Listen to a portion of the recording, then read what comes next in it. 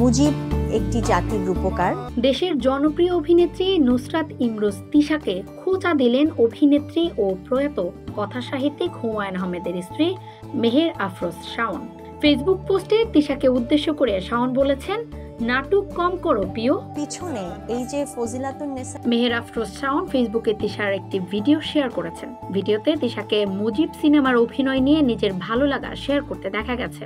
এছাড়াও শেখ হাসিনা সহ আওয়ামী লীগের নেতৃবৃন্দর সঙ্গেও তিশার বেশ কিছু ছবি এই ভিডিওতে দেখানো হয়েছে।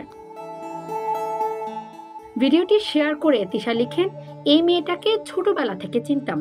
নতুন কুড়িতে আমার ছোট বোনের সঙ্গে এক ব্যাচে ছিল, একই গানের শিক্ষকের কাছে তালিম নিয়েছে। আমার বোন আমাকে আপনি বলে ডাকে, এই চটপটে মেয়েটাও আপনি ডাকত, আর আমিও তাকে আমার ছোট বোনের মতোই দেখতাম। তিশা প্রসঙ্গে শাওন আরও লেখেন, আমার পরিচালনায় একলা পাখি ধারাবাহিকে অভিনয় করেছিলেন তিশা। এফডিসির কোনো সভায় দেখতাম তৎকালীন তথ্যমন্ত্রী হাসানুল হক ইনুকে ইনুমামা ডেকে শ্রদ্ধা ভরে বিভিন্ন আবদার করছে তিশা। মন্ত্রী মহোদয়ও মেয়েটাকে বেশ স্নেহ করতেন। আপনাদের কাছে আমাদের অনুরোধ, আপনারা সবাই হলে যে সিনেমাটা দেখবেন।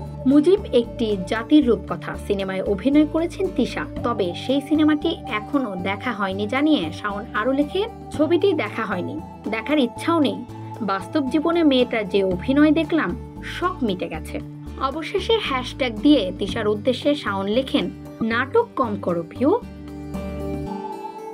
উল্লেখ্য, মুজিব একটি জাতির রূপকথা সিনেমায় শেখ মুজিবুর রহমানের স্ত্রী ফজিলাতুন্নেসা মুজিবের চরিত্রে অভিনয় করেন নুসরাত ইমরোজ তিশা।